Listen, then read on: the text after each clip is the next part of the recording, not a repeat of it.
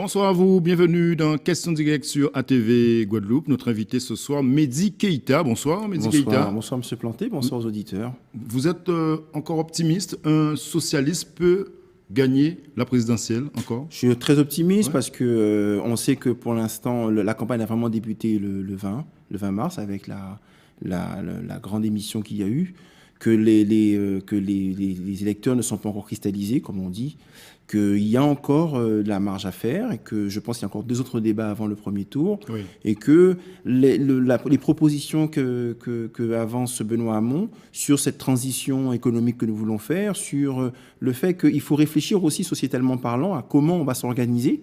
Je pense que ça sensibilise un grand nombre de personnes parce qu'ils le vivent au quotidien chez eux. Vous avez le sentiment qu'il a évolué, puisqu'au départ de la campagne, elle peut être un peu molle, cette campagne de Benoît Hamon. Vous avez le sentiment qu'il a progressé? On a perdu beaucoup de temps dans les négociations pour rassembler, ce qui n'est pas anodin. Le Parti écologiste n'a pas présenté le candidat, donc il s'est rallié au Parti socialiste, c'est bien. Aujourd'hui, c'est vrai qu'on a perdu du temps avec la négociation avec Jean-Luc Mélenchon. Je pense aussi que, parce qu'il faut le dire, qu'il y a eu des difficultés aussi, parce qu'il fallait rassembler aussi le poste primaire.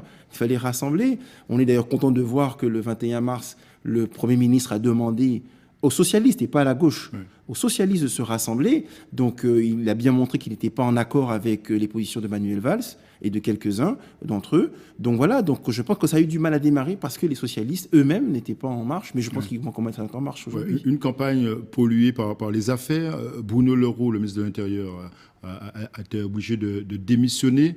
C'est vraiment c'est compliqué aujourd'hui. C'est très compliqué.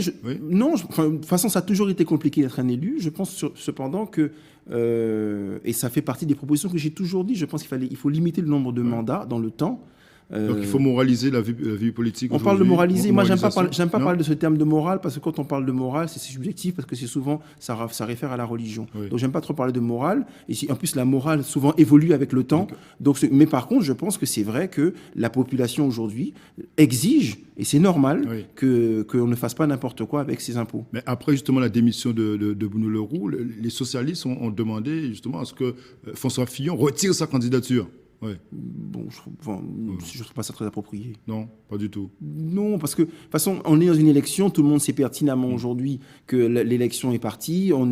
Les dépôts de candidature étaient le 17 mars. Et si François Fillon aujourd'hui retirait sa candidature pour X raisons, ça serait l'article 5 de la Constitution qui serait mis. Et donc, on risquerait de reporter l'élection. Donc, non. Donc, c'est pas vraiment très judicieux. C'est pas d'actualité. En revenant chez nous en Guadeloupe, on sait que la Fédération socialiste, maintenant et aux investitures. Les investitures étaient déjà depuis le mois de décembre. On a eu un vote pour une dérogation. Oui, bien sûr. Bien sûr. C'est pas si une évidence que ça. Ce que je me pose la question, malgré tout, est-ce que les règles ont changé au sein de la Fédération socialiste, justement, pour choisir les candidats? Non, les règles n'ont pas changé et je pense qu'il faut vraiment revenir au statut et c'est le statut qui fonde les règles. Alors, le statut, c'est quoi? Le statut, c'est que... Ce sont les militants qui doivent choisir. Ce sont les militants qui proposent. Mais les personnes qui disposent, c'est le bureau national. C'est le national qui décide pour tous, par exemple pour toutes les élections d'un maire d'une ville de plus de 20 000 habitants ou d'une élection nationale comme député ou sénateur, c'est le bureau national qui décide. Donc, ça veut dire que les décisions qui ont été prises la semaine dernière, en désignant Georges Germain comme candidat dans la première circonscription et Max Laurent dans la deuxième, c'est complètement illégal. C'est des propositions qui sont faites au Bureau national, mais qui ne sont pas nécessairement validées par le Bureau national. Donc pour l'instant, ces 2 candidats ne sont pas vraiment normalement officiellement par le parti. Non, parce qu'elles doivent être d'abord validées par le Bureau national, c'est les statuts qui le veulent. Toute décision pour des investitures législatives ou sénatoriales ou des mairies de plus de 20 000 habitants, c'est le statut qui le dirige. Donc non, ils ne se font pas pour l'instant, tant que le Bureau national ne l'a pas validé, parce que le Bureau national qui valide d'abord.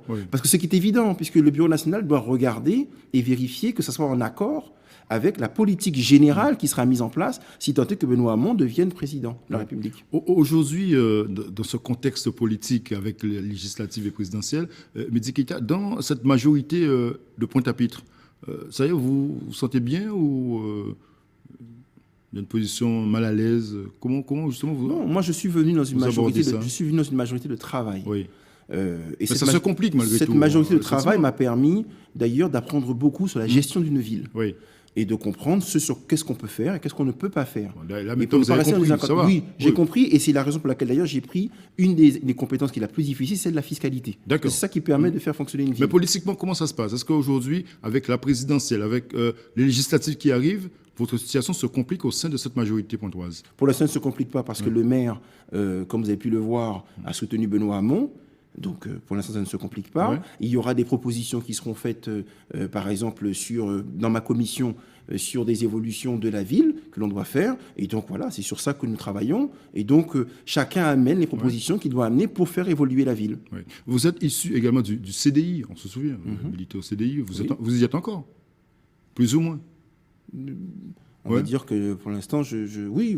Par exemple, Jean-Philippe Courtois, que vous avez justement côtoyé au sein du CDI, est aujourd'hui GUSCR. Ça vous inspire quoi? Non, ça m'inspire et c'est une des raisons on pour peut lesquelles... évoluer.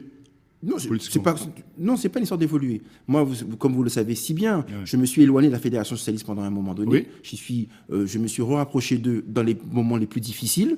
Oui. Oui, comme quoi je ne suis pas si opportuniste que ça, parce que je suis dans les moments les plus difficiles avec eux. Et j'ai toujours pensé, et je pense que Jean-Philippe Courtois est allé dans ce sens-là, qu'il il est souvent bon de s'accrocher à un parti politique mieux implanté, parce qu'aujourd'hui, la part des petits partis a du mal à faire sa place.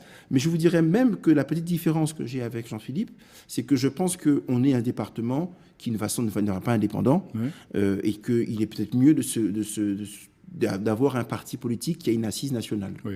Et au sein de... C'est la raison pour laquelle je me suis rapproché et même revenu avec le Parti socialiste. Selon vous, il faudrait aussi un renouvellement au sein de la Fédération socialiste pour relancer le parti. Mais je pense que la politique guadeloupéenne demande un renouvellement et la fédération ne pourra pas s'exonérer du renouvellement qui est nécessaire, parce que de toutes les manières, quand on voit bien même d'ailleurs par rapport aux investitures qui ont été proposées, on voit bien que ça ne va pas dans le sens de ceux qui a été choisi par le parti en choisissant Benoît Hamon. Donc il aurait été plus approprié, en tout cas, de soutenir la candidature de quelqu'un qui a soutenu Benoît Hamon ici, alors que personne ne voulait le faire. Effectivement. Alors, que deviennent, pour terminer, les ambitions, vos ambitions, Mehdi Keïta? Vous n'êtes pas candidat aux législatives? Je ne suis pas candidat aux législatives, et parce que je pense que j'ai des choses à proposer à la Guadeloupe, parce que je l'ai même écrit. Tout en restant collectif, au sein de votre parti. Tout en restant collectif. Je ne suis pas législatif parce qu'on sait bien que la structure électorale faite ne le permet pas en législative pour un point 3. C'est pas possible. Donc c'est la raison pour laquelle. Mais je pense que je proposerai ma candidature au sénatorial au parti. Ah, voilà, sénatorial, voilà. Ce serait un jeune sénateur, futur jeune sénateur. Je ne serai pas si sénateur, mais en tout cas, je proposerai sur des réformes de fiscalité des communes, parce que le Sénat sert à ça aussi, à gérer les problèmes des communes. Donc il va falloir composer avec votre parti, pas votre parti, la Fédération socialiste et aussi la majorité du maire. Non, parce que vous saurez déjà. D'abord, Jacques Bangou, qui devrait vous soutenir aussi. On va discuter avec la Fédération socialiste, dont j'espère qu'ils me donneront cette investiture, parce que ça mettra aussi au renouvelle. Et vous savez qu'un parti, d'abord, doit penser d'abord à ses militants. Ben voilà. Et après, on voit les autres. C'est ça la priorité. Merci. On aura l'occasion d'en discuter. Avec grand plaisir. Mais de toute façon, je reviendrai vous voir, parce qu'il faudra que la campagne de Benoît Hamon redémarre. En tout cas, ne s'estompe pas en Guadeloupe, parce que je trouve qu'elle n'est pas assez présente dans les médias. Ça, c'est pas de notre fait. Non, bien sûr, ce n'est pas une critique que je fais contre vous, mais on va le faire encore mieux. Merci beaucoup, Mehdi Keïta, d'être venu ce soir dans Question Directe. Merci de nous avoir suivis. À demain. Bonne soirée sur ATV.